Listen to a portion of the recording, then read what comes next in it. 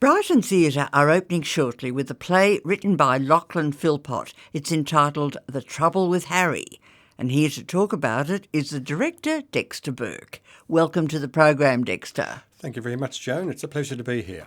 Well, it's been quite a while since you paid us a visit. Quite some years, I think. I couldn't even begin to tell you when the last time it was. Decades. I won't, because both our memories will have gone completely. But it's great that you can come in and talk about this very intriguing and quite unusual play. I mean, I read the synopsis and even that had me scratching my head a little bit. So I want you to tell us what this play is all about. Thank you, Joan. Essentially, it's a historical drama based on facts that occurred early 20th century. It's set in Sydney, but the story evolves around an Italian woman, Eugenie Fellini, who moved from Italy to New Zealand, dressed as a male, realising that it's easier to find jobs as a male and you get paid more as a male. Married a woman in New Zealand. They eventually broke up, then decided would work on a ship, again as a male and taking a male persona.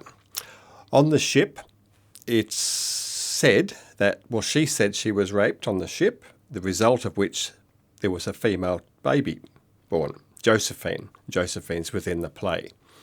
She took Josephine to Newcastle and Sydney and put her into care with some other person and rarely visited her. So there's some sort of dichotomy of relationships and things going on there. And Eugenie continued to act as a male, taking on the name of Harry Crawford, married another woman, lived in a married relationship.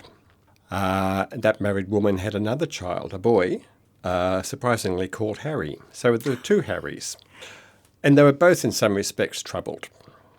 So you could put any number of interpretations on that and the reasons why on that too. The person he married, which is Annie, eventually is found dead and had been burnt. Harry Crawford, i.e. Eugenie Fellini, was charged for the murder, was in jail for several years, released on appeal due to what they saw was insufficient evidence. On release, thought, I'm not going to be a male anymore. I'm going to return to female, and just carried on as a female as a shopkeeper, eventually dying, being hit by a car as a pedestrian. That's in a nutshell. Oh, my God. That's a very small nutshell. Oh, yes. My goodness. I think I'm still a bit confused. I was getting backwards and forwards there, but wow, there's a lot in it. There is. Look, a lot of it's supposition and hearsay, whether or not Eugenie was raped or not, but the product was a child, by whichever means. There's also the murder. Did Harry Crawford murder Annie Burkett? Again, nobody was there to witness it. No. Naturally, Harry Crawford said, "No, I didn't do it." She fell and hit her head, and I panicked and I set fire to her to destroy the evidence.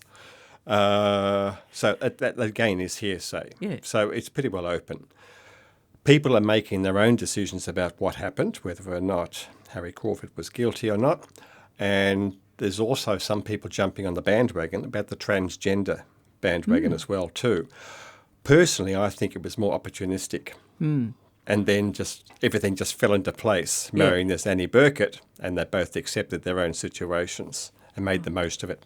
Well, I'm sure when you all cast everybody and they started to get into their rehearsals, there must have been a lot of talk amongst the entire cast as to how this is all going to work. There certainly was, Joan. Auditions were very interesting too. People were saying, am I a male or a female? How do I play this? Yes. And is this true? Did this really happen or did it not happen? And in most cases, yes, it did. However, the reasons behind that may not be quite clear cut. That's right, yes. Well, I tell you what, I must admit, Lachlan Philpott, I didn't know too much about him, the author, so I did a bit of Googling and found that he's quite an unusual writing style. And yes. I don't know, it must be hard to It's almost poetic, some of their writing. Absolutely right, Joan. There are two people within the script, man and woman. They are dressed in contemporary gear and they are seen as observers within the play. They don't actually participate in the play generally, but they do occasionally take on a minor role and then step back into the man and woman role, narrating or observing on behalf of the audience. Now, a lot of their dialogue is quite poetic, as you suggest, and the writing, I think it's really well written in that respect particularly. Some of the matters, whether or not they're based on fact, is another issue, but the stylistic writing is quite appealing.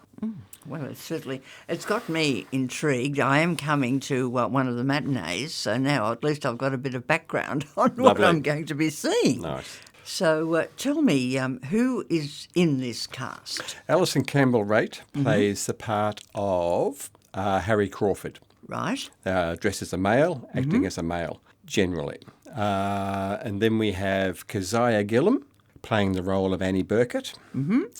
We have Alyssa Kimpton playing the role of Josephine. That's Harry Crawford's daughter. Right. And then we have Matteo Maxwell, 14-year-old boy, playing the son. That is Harry Burkett, the son. And we have Stephen Oakes as man and Janice Schneider as woman. Wow. Well, it's a very strong cast. And it's also one that, they'd be getting around, as I say, it would have provoked a lot of discussion amongst you all as you started to set the play. Absolutely, it did too.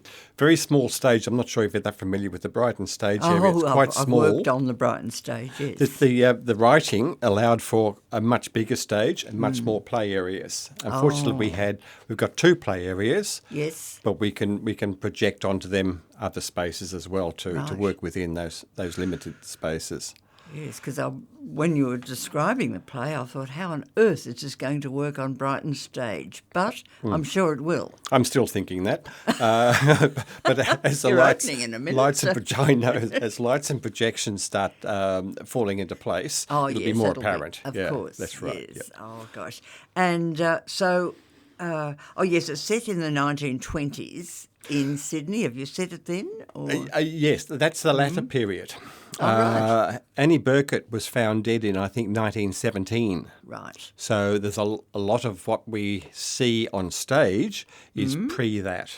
Right. Yes, it's during the First World War. There's some references there to soldiers going to war in the First World War. So, costuming would have to be of that period then, wouldn't it? Yes, that's correct. So, except for man and woman, they're in contemporary garb. They're in contemporary gear. That's right. Oh, my goodness gracious, that's a lot to take in. And who designed the set? Or I designed the set. Oh, bless you. Well, yes. That would have been a nightmare. It was rather, yes, trying to think we've got to fit so many things into this space. Of course. And without any scene changes as such. So we don't have stage manager wandering on stage, moving things here, there, or whatever. See, it's all... The actors do all of that. Oh, great.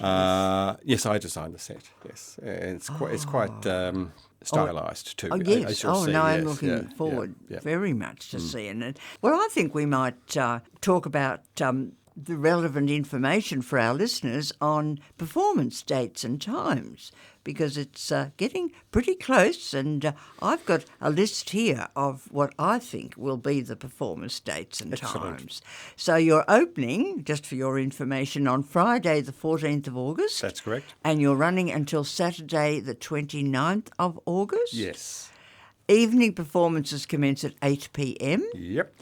And there are 3 matinees. You've got Sunday the 16th, Saturday the 22nd and Sunday the 23rd of August, and they all commence at 2 p.m. That's correct. Now, the venue is the Brighton Arts and Cultural Centre on the corner of Wilson and Carpenter Streets in Brighton. And for bookings, you can ring 0493 069 You can also book online by going to www.brightontheatre.com.au. So that's all the information that the listeners need, and I need too, for organising some tickets. So, Dexter, it's been an absolute pleasure welcoming you back into our studios again after a very long time. And it sounds as though this production, it's going to be one that the audiences are really going to get involved in, and there's going to be a lot of talk amongst everybody as to how it's all what's right and what's wrong, etc., etc. It's also the perfect way to beat those winter chills, I think. It certainly is. And they provide sherry at the beginning of the show too, and that will help as well. Oh, it will. Yes. Oh, yes, I always like me. Yes, that's sherry. right. Yes, yes. It's one of the reasons I go, of course, to have a sherry beforehand and get myself into the mood then. And with a play like this, I might need 2 sherries, but it really sounds as though it's coming. It's coming together beautifully. So I just want to say from all of us here at Golden Days, I want to wish you and your talented cast and crew, everyone connected with this production, chookers for a great opening night and a successful season with The Trouble with Harry. Thank you so much, Joan. It was a pleasure being here, and thank you for the opportunity. Oh, it's been my pleasure too, Dexter.